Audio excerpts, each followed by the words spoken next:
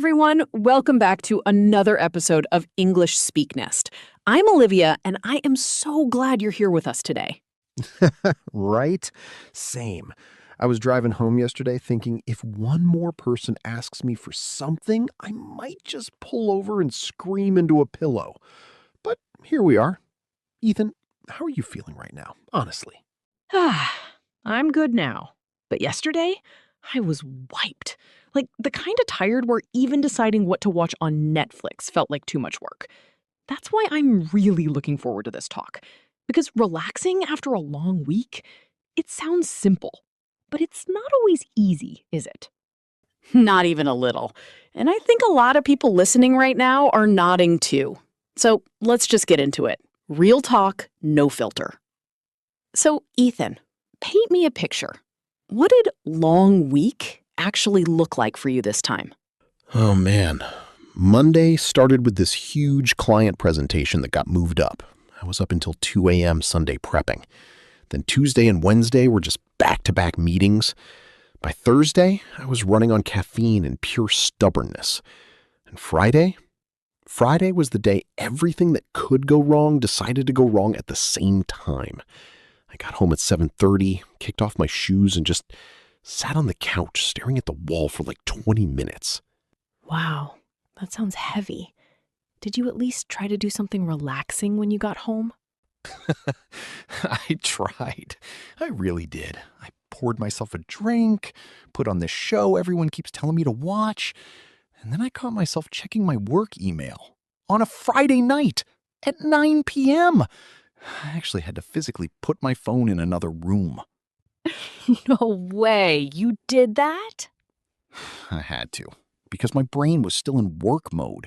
It's like the switch doesn't flip automatically just because it's the weekend. That's exactly it. The switch doesn't flip. Last week for me was emotional more than anything. I work with people all day, and sometimes it's beautiful, but sometimes it drains everything out of you. By Friday, I felt like a wrung-out dish towel. I came home, made dinner, and then just sat on the floor in my living room with the lights off for a while. My husband walked in and was like, "You okay?" And I was like, "I think I'm just processing the week." Processing. I like that. Did it help? Surprisingly, yeah.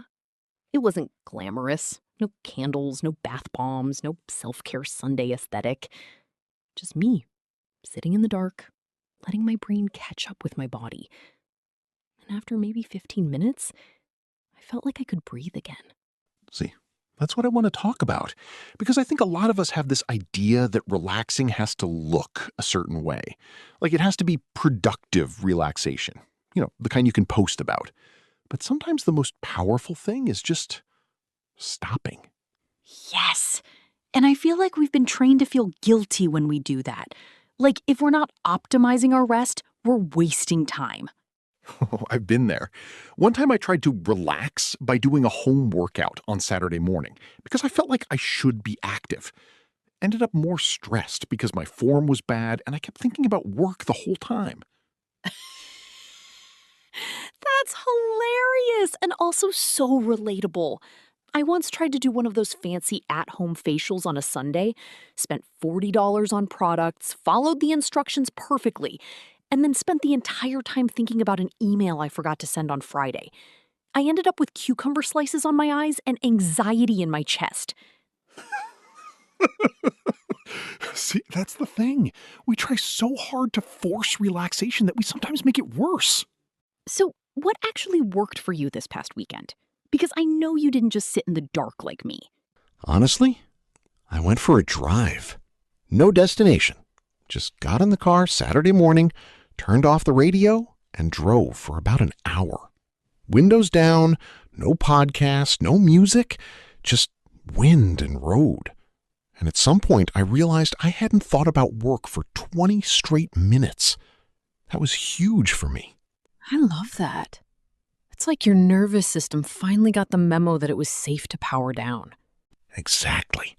And it made me wonder, how many of us are walking around with our nervous system still stuck in Monday? That's such a good question.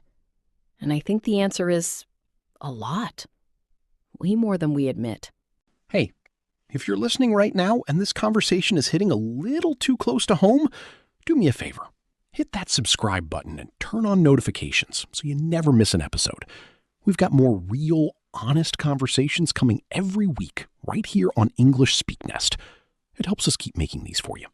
And if you've ever had one of those weeks where relaxing felt impossible, drop a comment below and let us know. We read every single one. You're not alone in this. Can we talk about something that doesn't get said enough? The guilt? The weird shame that creeps in when we actually rest? Oh, yeah. I felt it hard this weekend. Saturday afternoon, I was sitting on my porch with a book, not even reading it, just holding it. And this little voice in my head went, "You could be cleaning the garage right now." Like, why? Who put that there? I get that voice too. Mine says, other people are being productive. Other people are getting ahead. What are you doing? And it's so loud sometimes. Last year, I actually got sick after ignoring that voice for weeks. I pushed through 3 brutal weeks in a row, told myself I'd rest later, and then boom, sinus infection, couldn't get out of bed for 4 days. My body basically staged an intervention. Wow, that's intense. Did that change how you approach rest now? It really did. I started asking myself a different question. Instead of, what should I be doing right now? I started asking, what does my body actually need right now? Sometimes the answer is a walk. Sometimes it's a nap. Sometimes it's just sitting with my coffee and doing nothing for 20 minutes. And I'm learning that none of those things make me lazy. They make me human. I really needed to hear that. Because I think a lot of us, especially guys, if I'm being honest, were raised with this idea that rest is something you earn after you've worked yourself into the ground. Like you have to almost break before you're allowed to stop. And that's such a dangerous way to live. I've seen it in my own family.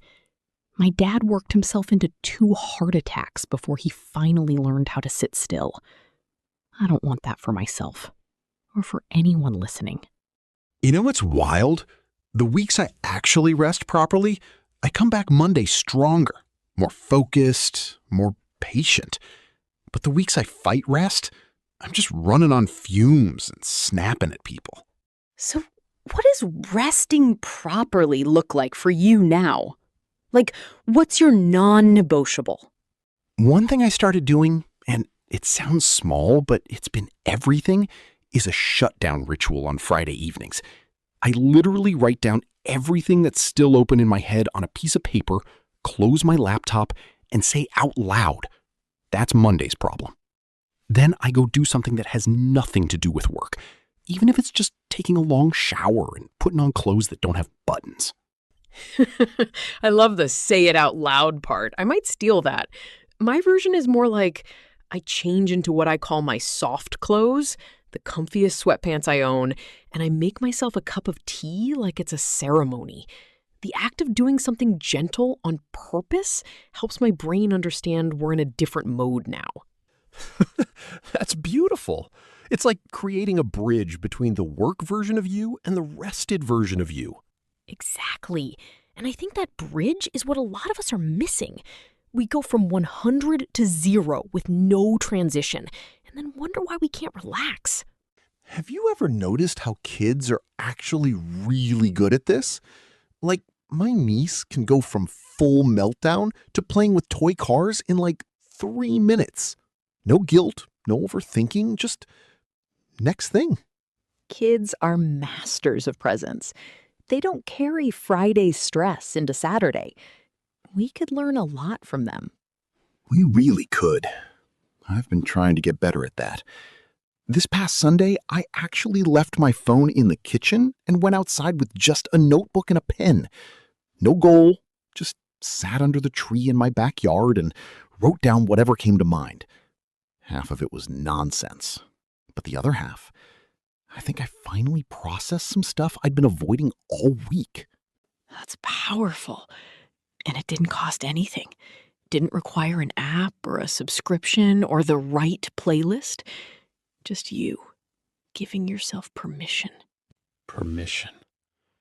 That word keeps coming up for me lately. I think a lot of us are waiting for someone to give us permission to rest. But maybe we have to give it to ourselves. Yeah, we do. So if someone's listening right now and they're in that exact place, exhausted, guilty, not sure how to even start relaxing, what would you tell them, Ethan? I'd tell them this. Rest is not a reward. It's maintenance. You don't wait until your car breaks down to put gas in it. Same with your mind and your body. Start small. 5 minutes of doing absolutely nothing. A walk without your phone. Saying, I'm done for today, out loud on a Friday night. And if the guilt shows up, and it probably will, just notice it. Don't fight it. Just say, hey, guilt, I see you, but I'm resting anyway. That's so good. I'd add one more thing. Find your version of the porch, or the dark living room, or the drive with no music. The thing that makes your nervous system feel safe again. It's different for everyone, and it might take some experimenting. But once you find it, protect it like it matters. Because it does. And remember, you're not behind. You're not lazy. You're a human being who just lived through another week of being a human being. That deserves some gentleness. Amen to that. All right, that's our time for today. Olivia, thank you for being so open. This one felt really good. Same, Ethan. I feel lighter just having talked about it. And to everyone listening, thank you for spending your time with us. We don't take that lightly. So here's what we want to know from you. What's one thing that actually helps you relax after a long week? Even if it's weird or small or not aesthetic at all, we want to hear it. Drop it in the comments. We read every single one, and it genuinely helps us feel connected to you. And if this conversation helped you feel a little less alone, do us a favor. Like the video, subscribe to English SpekNest, and turn on that notification bell so you never miss an episode. We've got more real conversations coming your way. Take care of yourselves this week, okay? And give yourself permission to rest. You've earned it. We'll see you next time. Same place, same us. Take it easy, everyone. Bye for now.